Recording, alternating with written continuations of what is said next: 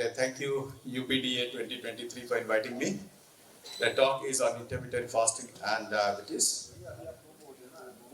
So we all are aware of the fact that this has become quite a popular strategy in managing weight. But the controversy remains whenever you try to interlink this with diabetes as well.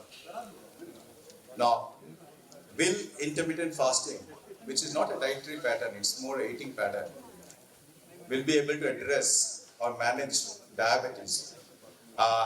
The interest has grown, definitely. And prior to 2015, probably all you had were rodent studies. But 2022, 20 onwards, there are a lot of exciting studies, particularly with intermittent fasting and diabetes. And though they are very small studies, but they are exciting, definitely. So I'm Dr. Bijay Patni from Calcutta. So what actually is intermittent fasting? As I said, it's an interventional strategy where an individual are subjected to varying periods of fasting. So there's no one class of fasting which qualifies as intermittent fasting. There are various types and regimen of intermittent fasting. So it doesn't specify which food you should eat, but then it does say when you should eat them. So obviously now with Dr. Verma sitting in front, one important factor do come in, that this food, if you really want to have the right kind of impact, so it should be related to circadian rhythm of the body as well. So a link between circadian rhythm and your fasting, along with eating, obviously, that should help you in a better kind of outcomes.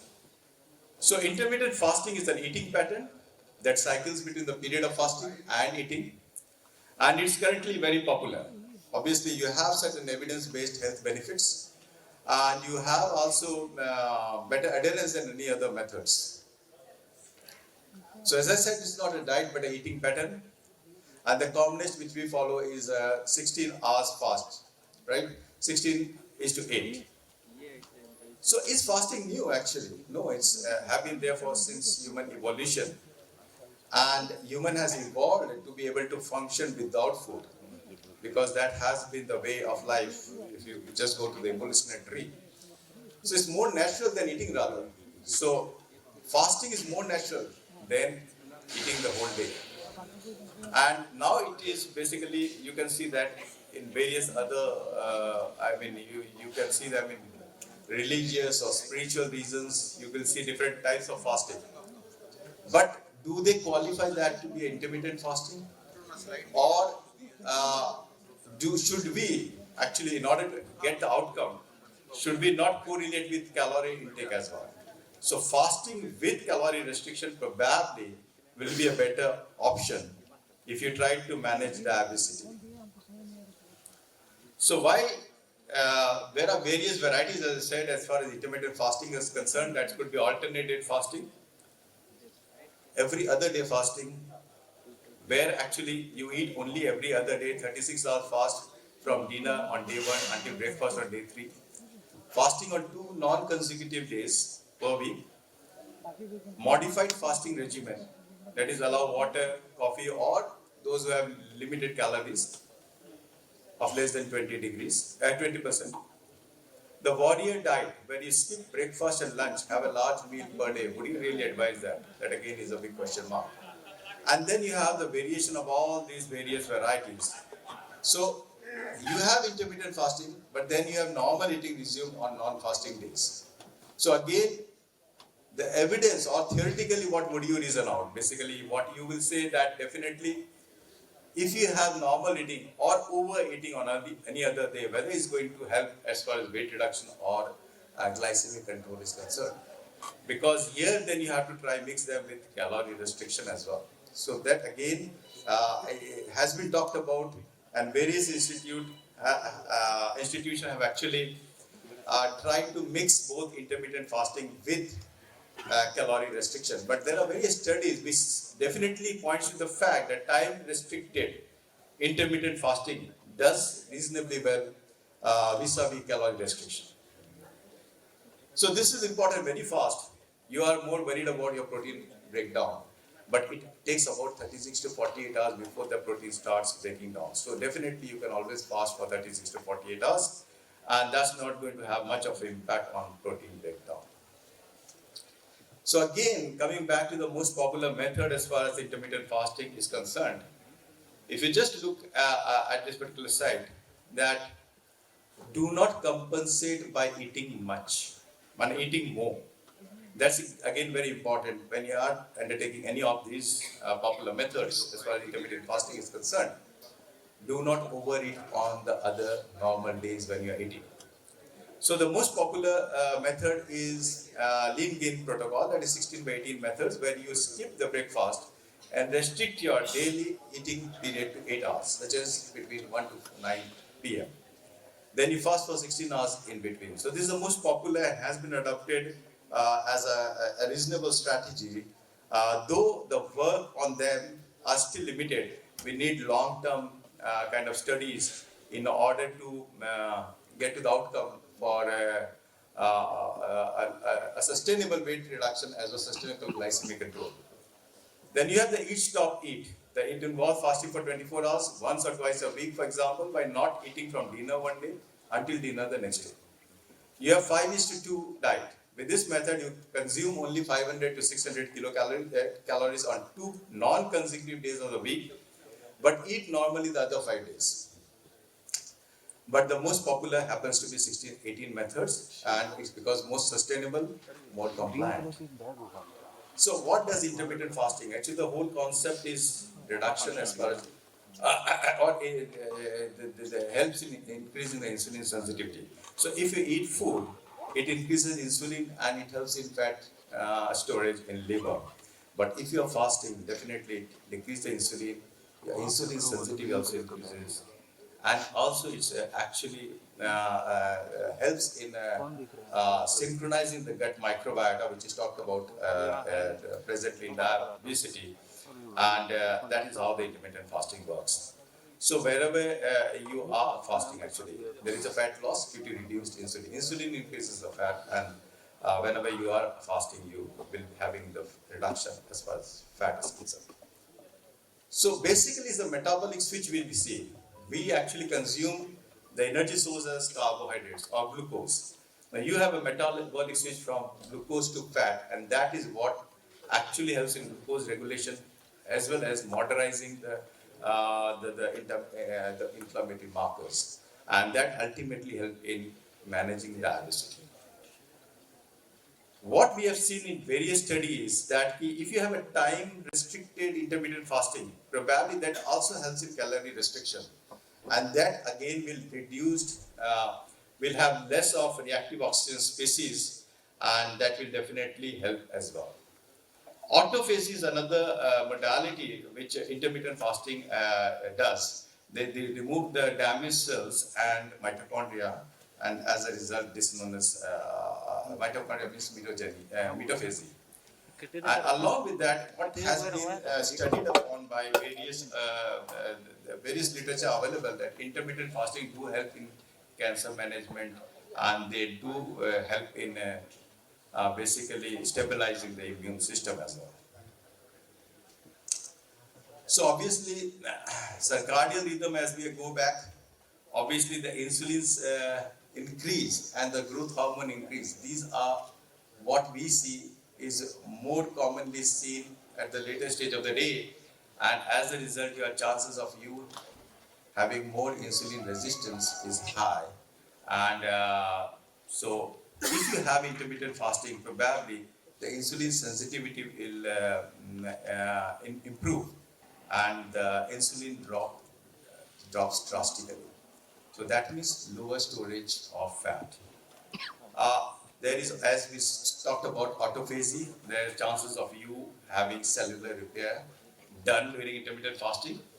And there is a change in the gene expression, so increasing the longevity and protection against the disease happens, and that is where probably it has some impact on the cancer management.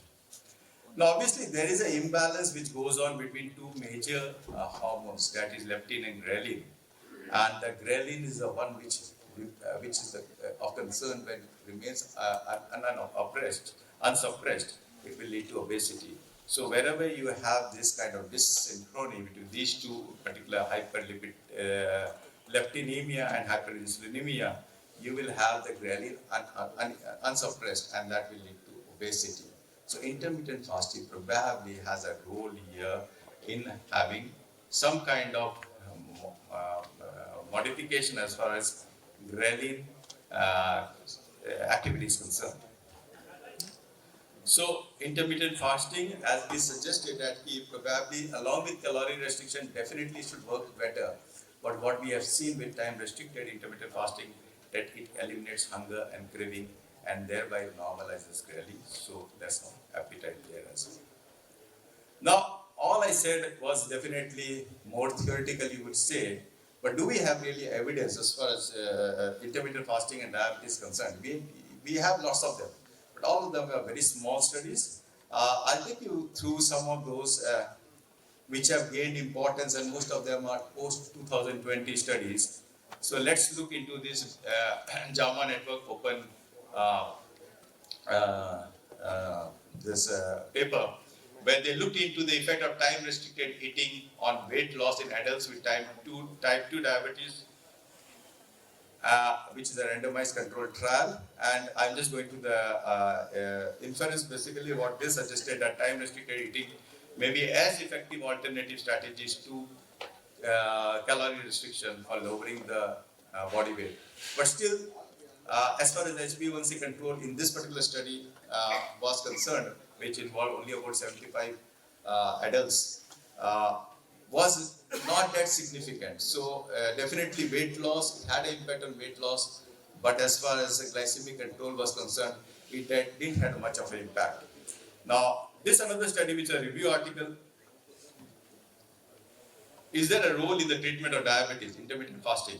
It's a review of literature which was there in PubMed, then Medline and Google Scholar, and just wanted to see whether we can really guide to the primary care physician whether the intermittent fasting has a role in treatment of diabetes. They could not come to a reasonable conclusion, but definitely they suggest that most of the evidence do show the fact that it is an effective non-medicinal treatment option for type 2 diabetes. But then more research was, what they said is more research is needed in this particular field. So even after review of articles, they could not come to any major conclusion.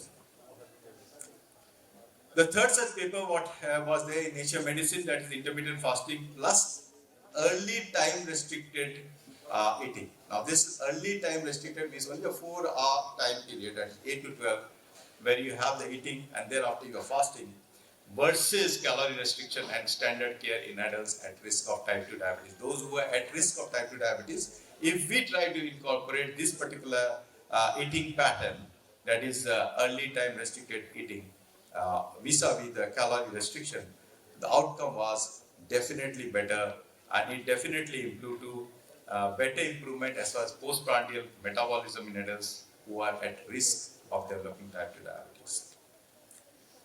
And the last study which I am going to stress upon was a randomized controlled trial. This is the INTERFAST 2, where they tried to look into those patients whether it was efficacious and safe with insulin-treated type 2 diabetes. And definitely what they could conclude that it was safe and feasible dietary options to ameliorate the glycemic control while reducing the total daily intake, insulin dose as well as body weight. So in this particular study, INTERFAST study, definitely it showed that it could be an effective tool, both in reduction of the dose as well as the weight reduction.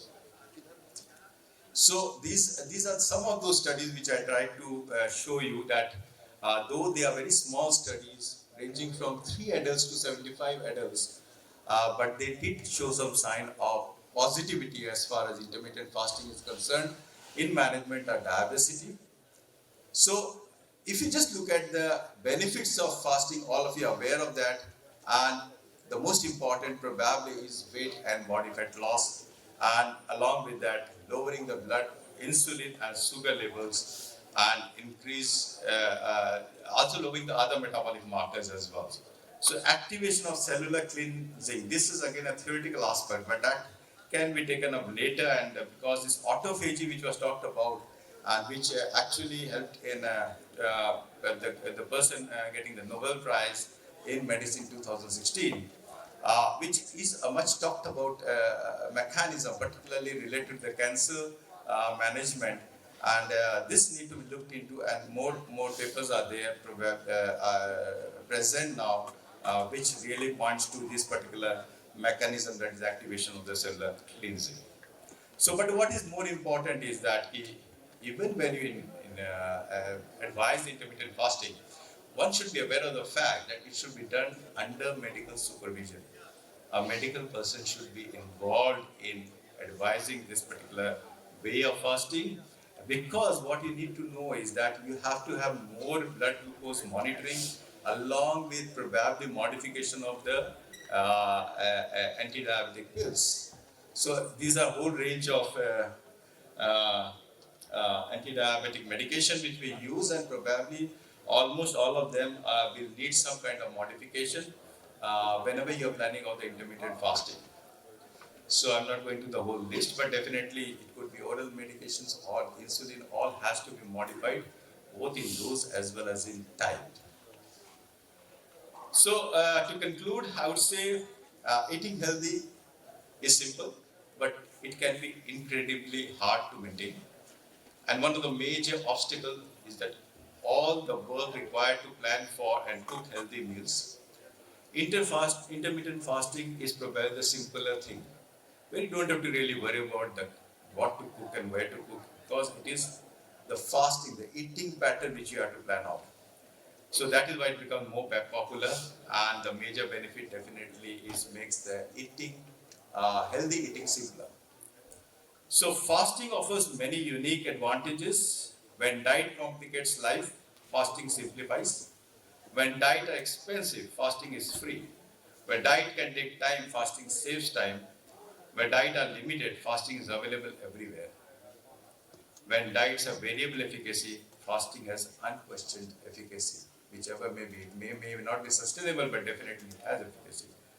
So fasting definitely is a powerful tool for lowering insulin and decreasing body weight and addressing diabetes. Thank you.